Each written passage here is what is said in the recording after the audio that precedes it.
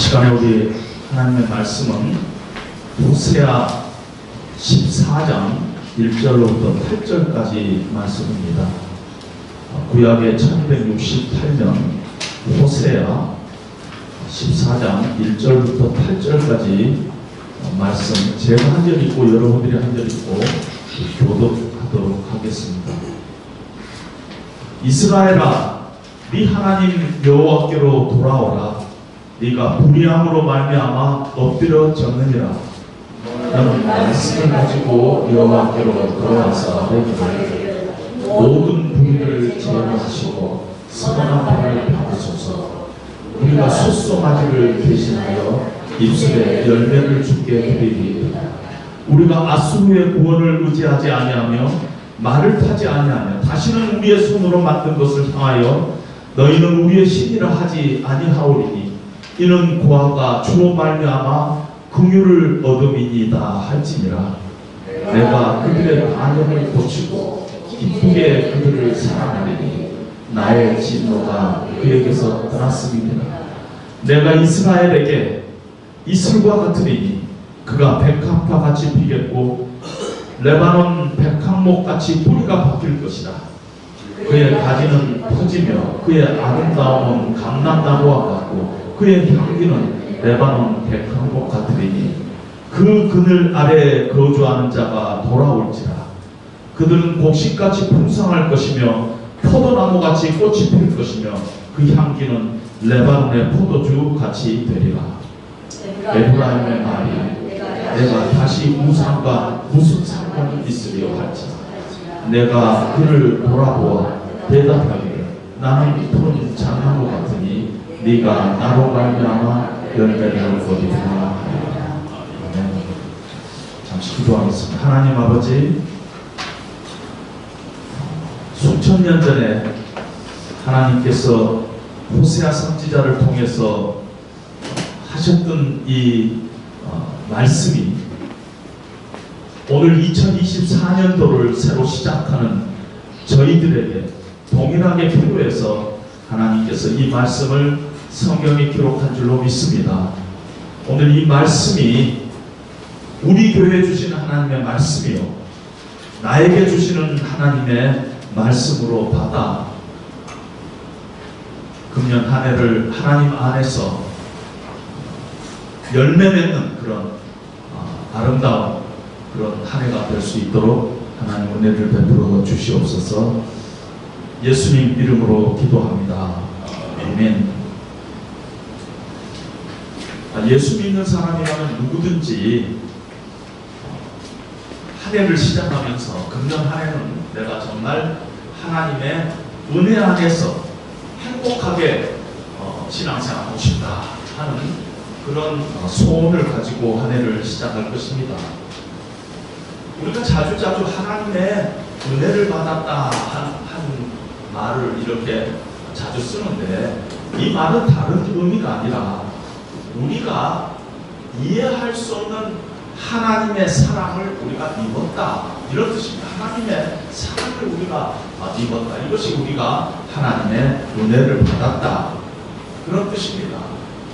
하나님의 사랑을 받기에는 도저히 자격이 없는 그때 하나님께서 우리를 사랑하셨다. 이건 이해가 안 되고 설명을 할 수 없어서 그 말을 은혜라는 말로 표현을 하고 있습니다. 아브라함이 갈대아 우르에 있을 때 하나님을 알기도 전에 우상 숭배하고 있었을 때 죄악 가운데 살고 있을 때 하나님께서 아브라함을 택하시고 부르시고 믿음의 조상으로 삼으셨어요. 이건 말이 안 되는 얘기라는 거예요. 이건 이해할 수가 없다는 거예요. 이것이 하나님께서 아브라함을 은혜로 다가가셨다는 것입니다. 하나님께서 우리를 하나님의 백성 삼으신 것도 마찬가지입니다. 성경에 보면 우리는 죄와 허물로 죽었던 자들이 하나님과 원수되었던 그때 긍휼이 풍성하신 하나님께서 우리를 사랑하시는 그 큰 사랑으로 우리를 구원하시고 우리를 하나님의 자녀 삼으셨다는 것이 뭐 조금 하나님 앞에 돌아설 그때가 아니라 하나님과 원수되어 있습니다. 하나님 앞에 죄와 허물로 이미 죽어있는 시체와 같은 그런 존재였을 때 하나님께서 우리를 사랑하셔서 우리를 구원하셨다 하는 것입니다. 그래서 구원은 전적으로 하나님의 은혜로 된 것이다 하고 우리가 이 얘기를 합니다. 성경은 온통 이 얘기로 가득 찼습니다. 우리가 부르는 찬송도 다 그런 겁니다.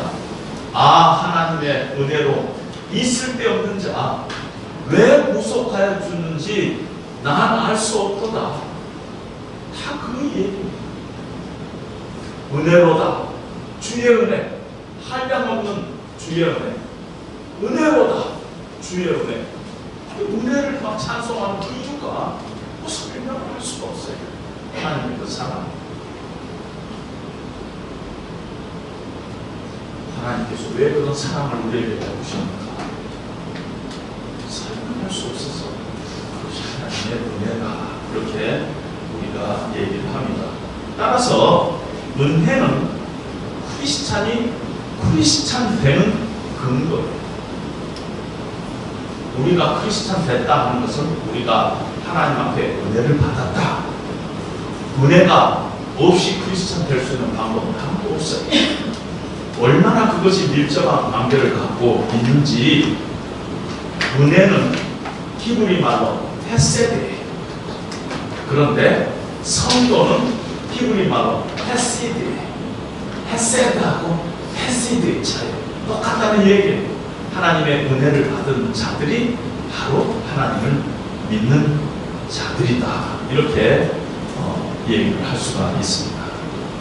하나님께서 우리를 은혜로 구원하셨고 우리가 하나님의 백성되고 하나님의 자녀되는 전적인 하나님의 은혜라는 것이. 그런데 성경은 또 우리가 하나님의 은혜를 받아서 구원받은 그 일뿐만 아니라 구원받은 이후에 우리가 성도로서 이 땅에서 살아가는 그 삶, 그 삶을 얘기하고 있습니다.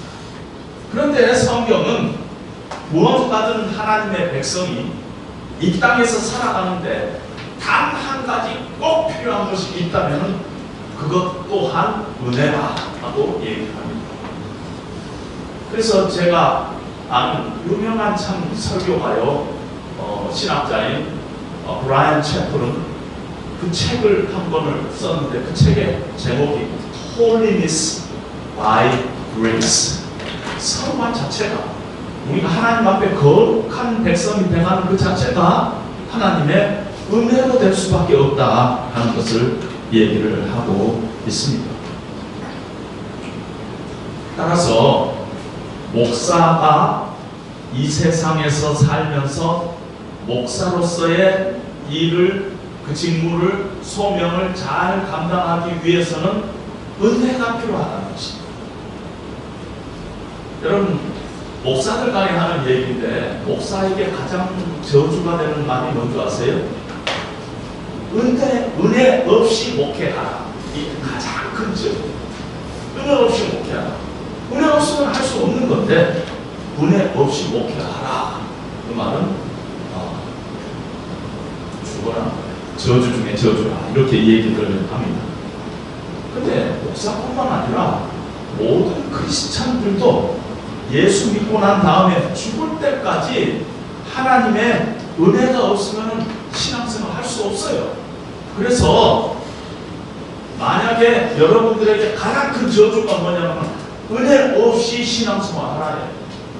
은혜 없이 장로님하고 은혜 없이 집사님하고 그러나 그것같이 저주가 되는 말이 없다는 것입니다. 신앙생활은 그래서 구원 받은 것도 하나님의 은혜요. 우리가 하나님의 백성으로서 이 땅에서 살아가는데 가장 필요하고 유일한 필요한 것이 있다면 그거는 하나님의 은혜다. 이렇게 얘기를 할 수가 있습니다. 그런데 신앙생활을 은혜 안에서 해야 한다 하는 말 자체는 좀 막연한 데가 있습니다. 우리가 신앙생활을 은혜 안에서 해야 된다? 은혜 안에서 신앙생활 한다는 것이 무슨 뜻인가? 이렇게 얘기를 우리가 할 수가 있습니다. 이거는 이렇게 설명을 할 수가 있습니다. 내가 하나님께서 나를 얼마나 사랑했는가를 내 마음속에 깨닫고 나도 모르게 하나님을 사랑하는 그런 관계, 그 관계가 내가 은혜 안에 있다, 이렇게 얘기할 수가 있습니다.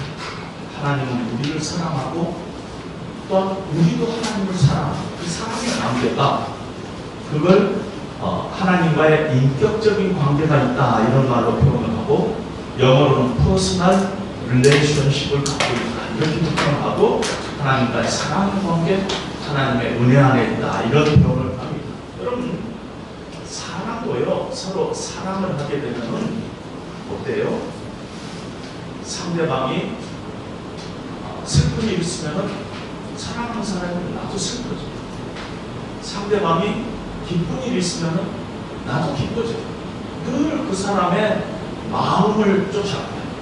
저 사람 마음이 지금 어떤 상태일까? 정말 슬픈가? 나도 같이 슬퍼지는 것이 사랑하는 사람의 사랑하는 관계에 있습니다. 하나님과 우리의 관계도 사랑의 관계, 하나님의 은혜 안에 있다 하는 것은 늘 하나님의 마음이 신경이 써져요. 그래서 하나님의 뜻이 어디에 있는가? 하나님의 이것이 뜻이다 하면은 정말 자유롭고 거룩한 복종을 하는, surrender, 복종을 하는. 여러분, 옛날에 종들이 자유함을 얻었는데도 그 주인이 너무 좋으니까 나 다시 종하겠습니다 하고 귀를 뚫는다 그랬었죠. 근데 자유로운 내일 내가 자유롭게 종이 되겠다는 거죠.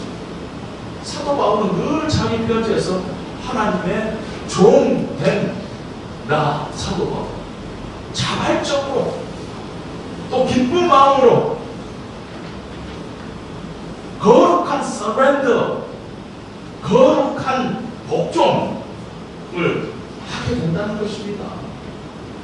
하나님은 정직하신 분이고 신실하신 분이고 진실된 분이라는 걸 알기 때문에 나도 정직과 진실에 대해서 갈망하게 됩니다. 내 삶 가운데 이해할 수 없는 역경이 있다 할지라도 하나님이 어떤 분인가 알기 때문에 그 하나님을 오히려 더 신뢰하고 붙잡고 놓지 않는 그런 사람, 그런 관계, 그런 상태, 그런 신앙을 우리는 은혜 안에서 지금 신앙생활하고 있다, 이렇게 얘기할 수 있습니다. 그러면은 신앙생활 끝이에요. 그렇죠? 은혜 안에서 신앙생활은 그런 신앙생활의 끝이에요. 더 이상 딴 거 더 할 필요도 없어요. 그런데 문제는 의외로 은혜 없이 신앙생활하는 사람이 많다는데 문제가 있는 것입니다. 예수 믿는 사람은 은혜 받은 사람이고 은혜가 햇셋이고 예수 믿는 사람은 햇셋인데 당연히 은혜 안에서 신앙생활을 해야 하는 것이 당연함에도 불구하고 신앙생활을 은혜 없이 하고 있다면 뭔가 잘못돼도 크게 잘못됐다는 것입니다. 너무 억울하다는 것입니다. 은혜 받은 사람인데 은혜 안에서 신앙생활 못해? 그래서 하나님의 축복을 못 받아? 이것같이 불행한 일이 어디 있느냐는 것이, 그건 저주 중에 저주 아니에요? 은혜 없이 신앙생활 하고 있는데도 가만히 두고 있다면 그럼 지금 얼마나 참 안타까운 상태냐 하는 것이다. 그래서 우리는 2024년도를 이제 시작하면서 한 가지 우리가 목표를 건다면, 나는 2024년도에 정말 은혜 가운데서 신앙생활 해야 된다. 은혜 없이 저주 중에 저주를 받으면서 신앙생활 그렇게 낭비 안에서 하기 싫다. 그런 우리 안에 목표를 가질 수 있다는 것입니다. 오늘 우리가 읽은 본문에 보니까 내가 이스라엘의 이슬과 같으니 이런 표현을 하고 있습니다. 하나님의 은혜와 하나님의 축복이 이슬같이 우리 가운데 내려서 우리의 삶에 백화파처럼 우리의 삶이 아름답게 피고 감람나무처럼 정말 뿌리를 내리고 아름답게 그 모습을 우리에게 나타내고 레바논의 백향목처럼 그렇게 향기롭게 우리의 삶을 만들어준다는 것이 언제 하나님이 이슬과 같은 은혜를 우리에게 내려주실 때, 하나님께서 우리에게 은혜를 주시고 하나님께서 축복을 주셔서 우리 삶이 풍성하게 열매 맺는 삶을 해 나가는데 하나님께서 왜 이슬과 라는 표현을 썼을까? 왜 하나님의 은혜를, 하나님의 축복을 이슬 같다고 표현을 했는가? 하나님 자신을 내가 이슬같이 너에게 내리겠다고 얘기했느냐는 것입니다. 팔레스타인에는 1년에 2번밖에 비가 안 와요. 1년에 2번밖에 비가 안 와요. 10월 달에 내리는 비를 가을비라고 하고 이른비라고 하고, 4월 초에 내리는 비를 이 봄비라고 하고 늦은비라고 하고 1년에 2번밖에 안 내려요. 1년에 2번 우기 외에는 거의 비가 안 내리기 때문에 이스라엘은, 팔레스타인 그 지역은 땅이 메마를 수밖에 없습니다. 절대적인 물 부족한 상태에 있는 것이 그 땅입니다. 그런데 어떻게 메마른 땅에 꽃이 피고 뿌리를 내리고 또 열매가 맺히고 어떻게 그렇게 가능하냐 하는데, 그것이 이슬 때문이라는 것입니다. 이슬 때문. 팔레스타인의 축복들은 이슬을 먹고 자라지 큰 비가 내려서 자라는 것이 아니라는 것입니다. 이슬 먹고 자라요. 그리고 그 이슬은 팔레스타인 지역에서 매일 내린다고 성경이 얘기를 하고 있습니다. 민수기 11장 9절에 보면은 밤에 이슬이 진영에 내릴 때에 만나도 함께 내렸더라. 여러분, 만나는요 하나님께서 매일 이스라엘 백성들에게 양식처럼 줬는데, 오늘 성경에 보니까 밤에 이슬이 진영이 내릴 때 하나님께서 만나도 같이 주셨어요. 만나가 매일 내리듯이 하나님께서 이슬을 이스라엘 진영에 매일 내렸다는 것입니다. 하나님의 축복, 하나님의 은혜가 이스라엘 백성들에게 매일 내렸다는 것입니다. 날마다 내렸다는 것입니다. 무엇과 함께? 만나와 함께 내렸다는 것입니다. 그래서 그들의 삶을 풍성하게 하고 아름답게 하고 향기롭게 하고, 그것이 그런 은혜를 하나님께서 이스라엘 백성들에게 주셨는데 그것이 이슬 같은 하나님의 은혜였다 하는 것입니다. 물론 이 초목이 자라는데 큰 비가 필요합니다.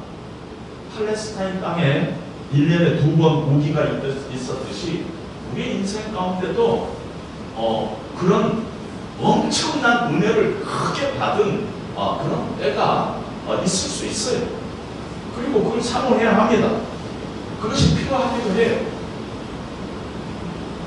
그러나 초목을 자라게 하고 꽃을 피우고 열매를 맺는 것은 이슬이지 큰 비가 아니라는 것입니다.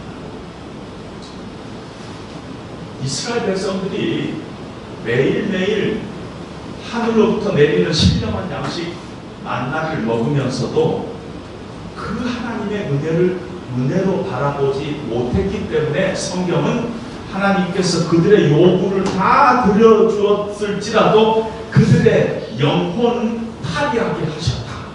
그렇게 시편에 표현을 하고 있습니다. 그들이 하나님 앞에 매일 만나의 은혜를 받으면서도 원망하고 불평하고 나중에 아이고 만나 맛없네. 왜 만나야 하나님 고기 줘 이러니까 그들의 요구를 하나님께서 들어줬지만은 그들의 그 심령은 아주 냉랭하게 만드셨다는 것입니다. 우리도 마찬가지입니다.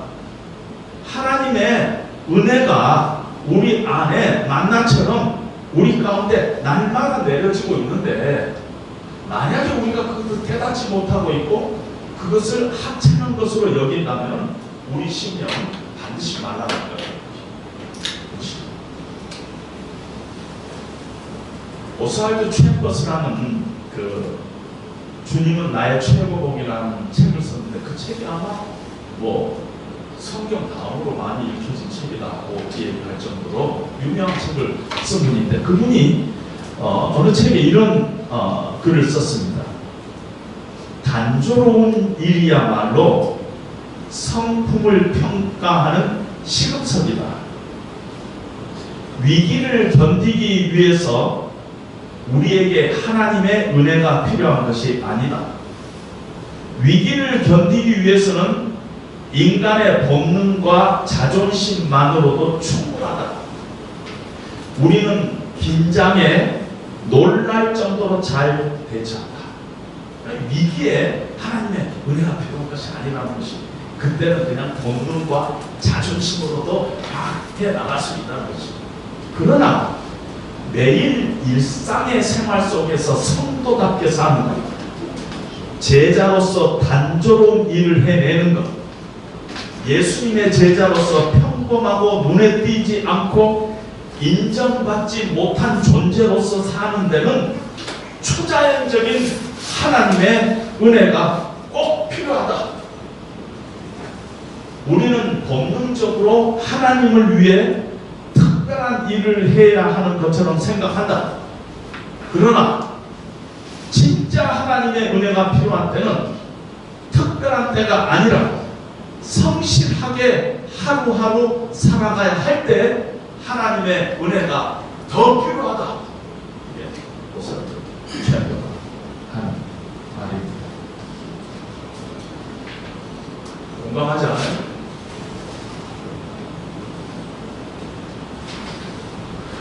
그러고 보니까요, 에덴 동산에는요, 선악과도 있었지만은 선악과 말고도 좋은 과일들이 많이 있었어요. 선악과만 먹음직도 하고 보암직도 하고 지혜를 줄 만큼 탐스럽다한 나무가 아니었어요.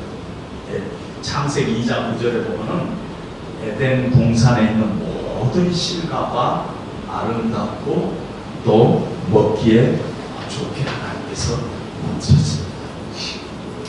하나님께서 주신 것, 그것이 평범한 것이라도 참 아름답고 그 안에 하나님의 은혜와 하나님의 사랑이 있었습니다.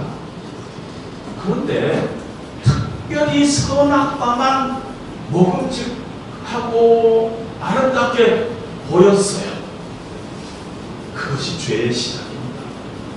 다른 말로 표현하면 죄는요, 평범하고 일상적인 것은 무가치하게 여기고 화려하고 특별한 것은 가치 있다고 생각하고 그걸 욕심을 내는 것이 죄의 시작이라 해도 과언이 아니라는 것입니다.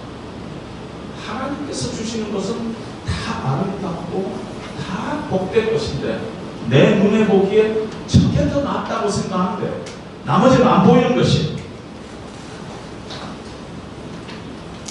동산의 모든 열매가 이름도 없는 그런 열매조차도 그 안에 하나님의 은혜가 있고 하나님의 참 뜻이 있고 하나님의 영광이 그 안에 숨겨져서 있는데 우리가 그것을 감사하지 못하고 그 하나님을 우리가 하나님의 경륜을 우리가 바라보지 못하고 우리 눈에 화려한 쪽으로 쫓아가고 그것을 욕심내고 있는 것이, 그것이 우리에게 문제라는 것입니다. 우리에게 필요한 건 이슬 같은 하나님의 은혜가 필요하다는 것입니다. 가만히 따져보면 우리 예수님은요, 하늘 보좌 버리시고 이 땅에 평범한 것을 선택했습니다. 평범한 일생 살았어요. 말구에서 태어나고 머리 굵고 쫓아오는 평범한 짧은 인생 34살을 사시고 죽음조차도 수치스러운 죽음을 당했습니다. 죄악된 인간의 눈에 우리 예수님을 바라보면은요, 이사야서 53장에 그는 고운 모양도 없고 통체도 없은즉 우리가 보기에 흠모할 만한 것이 없었다. 예수님은 우리 인간의 눈에 볼 때 너무 평범했어요. 너무 평범했어요. 그러니까 무슨 영화에서요, 아주 잘생긴 그 배우를 예수님으로 막 하는 것은 별로 그게 성경적이지 않아요. 딱 보면 배우 같지도 않고 눈도 좀 작고 이래가지고 그게 진짜 예수님의 모습일까도 모른다는 것입니다. 그러나 그 속에 하나님의 그 모습을 볼 수 있다는 그것이 우리가 정말 이슬 같은 은혜를 우리가 누리고 사는 거나 마찬가지라는 것입니다. 수천 명을 천경 앞에서 설교하고 큰 교회를 목회하는 것 가치 있는 일이지요. 그러나 나의 도움이 필요한 한 사람을 섬기는 일도 하나님 앞에 충분히 가치 있는 일이에요. 나이가 이래 들어가면서 큰 일도 많은 사람을 위해서 하는 것도 중요하지만 정말 이 땅에 태어나서 한 사람 필요한 사람에게 내가 내 인생을 준다는 것도 정말 가치 있고 멋있는 일이다 하는 것을 점점 더 실감하게 되는 것입니다. 부모로서, 자녀로서, 남편으로서, 아내로서 교회 안에 작은 그런 일에 봉사하는 것, 그걸 감사하고 기뻐하고 그것까지 아름다운 일이 없다는 것입니다. 오늘 하루 내가 처해 있는 이 자리에서 내가 최선으로 감사하며 성실하게 이 일을 감당하는 것은 바로 이슬과 같은 은혜를 우리가 받는 비결인데도 우리가 그것을 깨닫지 못하고 살고 있을 때가 참으로 많다는 것입니다. 이슬은 원래 공기 중에 대기 중에 있는 수분이 이슬. 낮에는 태양 열기 때문에 수분이 공중에 이렇게 떠다니다가 밤에 온도가 내리면은 그리고 땀이 식으면은 공기 중 수분이 덩어리가 돼가지고 땅에 떨어지는데 그때 땅에 떨어지면서 풀잎이나 나뭇잎에 떨어져서 방울방울 맺혀 있는 것이 이슬입니다. 항상 있는 것이지만 이슬은 항상 있었어요. 있는 것이지만 어떤 조건이 있어야지 그것이 이슬로 되는 것입니다. 오늘 이 성경에 보니까 밤에 기온이 내려, 밤에 기온이 내려야만이 그때 이슬이 맺힌다는 것입니다. 어떻게 보면 우리가 영적으로 해석을 한다면은 우리 심령의 기온이 내릴 때 하나님의 그 이슬 같은 은혜가 우리에게도 내린다는 것입니다. 우리가 겸손한 마음, 하나님 앞에 상한 마음, 가난한 마음, 은혜를 사모하는 마음, 철저히 내 자신의 의에 대해서 무너지는 그런 마음, 회개의 마음. 오늘 호세아서 14장에 보면 주여 내가 불의함으로 엎드려졌나이다. 이제 주의 말씀 붙잡고 하나님 앞에 다시 나아갑니다. 이제 내가 더 이상 앗수르의 구원을 의지하지 않고 우리 손으로 만든 것을 향해서 마음을 뺏기지 않겠습니다 하는 그런 철저하게 하나님 앞에 자기 자신이 무너지는 마음을 가지고 나갈 때 그런 마음을 가지고 나갈 때 하나님께서는 이슬과 같은 은혜가 우리 가운데 풍성하게 임한다 하는 것을 우리에게 보여주고 있다 하는 그런 생각이 듭니다.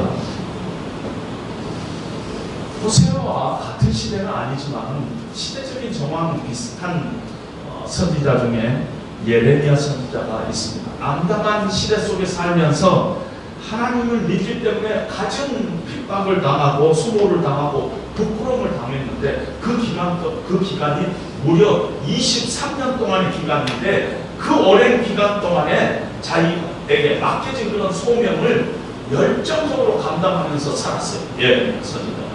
도대체 그 비결이 어디가 있는가? 날마다 실망해도 참 괜찮을 수 있는 그런 어려운 상황 가운데인데 23년 동안 그 험난하고 암흑한 세대 속에서 어떻게 예레미야는 날마다 그렇게 정말 그 열정적으로 하나님을 향해서 그 마음을 올려드립니까? 그것이 예레미야를 연구하는 학자들 간의 숙제였어요. 근데 예레미야를 이렇게 보면요, 수없이 의도적으로 등장하는 한 단어가 있어요. 제가 이걸 가지고 설교를 한 적도 있어요. 하시켐이라는 단어. 구준이라는 단어가 예레미야의 곳곳에 의도적으로 반복적으로 쓰여지고 있습니다. 하슈켄. 근데 이 하슈켄이라는 단어가요, 어디에서 나온 단어냐? 쉐켐이라는 데서 나왔어요. 쉐켐은 어깨라는 단어고, 이 쉐켐 어깨라는 단어에서 다시 파생돼 가지고 어떤 의미를 갖게 됐느냐면은 아침 일찍 일어나서 어깨에 짐을 메고 떠나다, 이런 뜻이 있어요. 그래서 하시켄이 꾸준히라는 단어가 동시에 어떤 뜻까지 갖게 되느냐면은 아침마다, 날마다, 매일 이런 뜻을 갖게 됐어요. 그러니까 예레미야에 수없이 반복되고 있는 하시켄이라는 단어, 어떤 면은 주제와 같은 단어는 뭐냐? 날마다, 꾸준히 날마다. 예레미야는요 23년을 산 게 아니에요. 예레미야는 하루를 살았어요. 아침마다 눈을 뜰 때마다 이날은 사람의 날이 아니다, 하나님께서 주신 날이다 하면서 매일 자기 인생의 한 페이지를 살았어요. 23년을 살았지만 오늘을 살았어요. 오늘. 그래서 우리가 알고 있는 예레미야 예가의 유명한 거기에서부터 복음성가까지 있잖아요. 주의 인자는 끝이 없고 주의 자비는 무궁하며 아침마다 새롭고 늘 새로우니 주의 성실이 큽니다. 성실하신 주. 예레미야는 매일 아침 성실하신 주님을 만났던 것이죠. 그게 비결이에요. 그래서 23년 동안 그는 열정적으로 하나님의 소명을 감당하면서 살아가는 것을 기억하고 있습니다. 얼마 전에 유튜브를 이렇게 보는데요, 유튜브 제목이 전혀 생소한 제목이 눈에 떠가지고 그 유튜브 강의를 제가 들은 적이 있습니다. 서울대 심리학과 최인철 교수라는 분이 강의를 하는데, 그 제목이 뭐냐면은 유튜브 화면에 나타난 제목이 행복은 몸에 있다, 이런 제목. 몸에 있다. 우리는 행복은 마음에 있다. 근데 행복 몸에 있다. 틀린 얘기잖아요. 그래서 듣게 됐습니다. 그분의 논리는 우리가 너무 지나치게 행복을 심리화하고 마음화하고 몸으로 하는 일을 등한시하고 있다는 뜻의 행복은 늘 마음의 문제라고 생각한다는 것입니다. 행복하기 위해서 우리 일상은 그냥 놔두고 뭔가 특별한 것을 해야 한다고 생각한다는 것입니다. 그런데 그분의 결론은, 그런데 사실 행복은 일상을 위한, 일상에 의한 일상의 행복이어야 한다 하고, 그럼 그것이 우리 몸으로 하는 것과 많이 관계가 된다는 것입니다. 우리는 자주자주 이렇게 생각하죠. 내가 마음에 감사가 생겨야지, 감사한 마음이 생겨야지 하나님 앞에 감사하지, 그렇게 생각하잖아요. 그런데 이분의 논리로 하면은 저는 여기에 동의하는데, 어떤 논리냐면은 먼저 감사하면은 감사의 마음이 생긴다는데, 그렇잖아요. 몸으로 먼저 하면요 감사의 마음이 생길 수 있어요. 은혜도요, 내가 은혜 받고 나면은 내가 이 일도 봉사하고 이 선교사도 좀 지원하고 가난한 사람도 이렇게 좀 돕고 그러겠습니다. 그러면 평생 못해. 장담컨대 못해. 그런데 언제 이 일이 자주자주 가능하냐면은 먼저 내 몸으로 행동으로 옮기면은 그때 하나님께서 우리 마음에 이 일이 얼마나 기쁜 일이고 행복한 일인가를 보여주면서 나를 하지 말라 이거 하게 되는 것입니다. 행복은 하는 것도 옳은 일이다 하는 그런 생각을 갖게 됐습니다. 그리스도의 삶이라는 것은 하나님을 향해서 우리가 다 가는데, 사람들이, 세상 사람들이 누구나 밟은 땅을 우리도 밟아야 크리스찬이라고 공중에 붕붕 떠가지고 가는 게 아니에요. 같은 공기 마시고 같은 물 마시고 다 큐팡에서 물건 오더하고 휘발유 다 같은 주유소에서 우리가 돈 주고 사야 되고, 크리스찬이 많은 전쟁의 위험 속에서 두렵고 이 세상 살면서도 세상 사람과 똑같은 그런 고민을 하게 되고, 이 땅에서 우리도 아파요. 우리도 병 들어요. 그래서 우리도 병원 출입하다가 우리도 못 쳐요. 크리스는 별거 있는 게 아닙니다. 만약에 다른 데에서 있다면요, 우리가 이 땅에 살아가면서 걸어가면서 숨 쉴 때마다 우리가 하나님의 통치 아래 있다. 우리가 하나님의 보호 아래 있다. 그리고 눈에 보이지 않지만 그 하나님을 신뢰하고 의지하고 붙잡고 믿음으로 한 걸음 하나님 손에 이끌려서 살아가면서 왜 크리스찬 삶인 것입니다. 그리고 그 길이 주님 손잡고 우리가 한 걸음 한 걸음 하루하루 살아가는 길이 행복한 길이다 하고 믿고 사는 것, 그거 외에는 세상 사람들하고 다 똑같다는 것입니다. 우리는 2024년도를 있는 모습 그대로 증인되게 하소서 하는 그런 표를 가지고 우리 교회가 시작을 했습니다. 어떤 면에서 하루하루 평범한 일상 속에서 이슬 같은 하나님의 은혜를 누리면서 살자 하는 것하고 같은 맥락이라고 저는 생각합니다. 날마다 하루를 우리가 시작할 때마다 이 하루를 주신 하나님으로 인하여 감사하고 기뻐하고, 여러분, 저는 2024년도 여러분들이 나잖아요. 좀 감탄을 해보겠으면 좋겠어요. 그리고 이 세상에 감탄할 때 너무 많아요.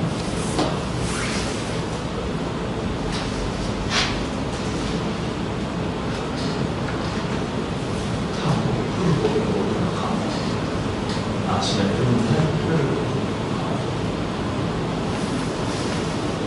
다 말라있는 나무지만 이제 3월 되면 그 안에서 새로 살고 기대하고 있습니다.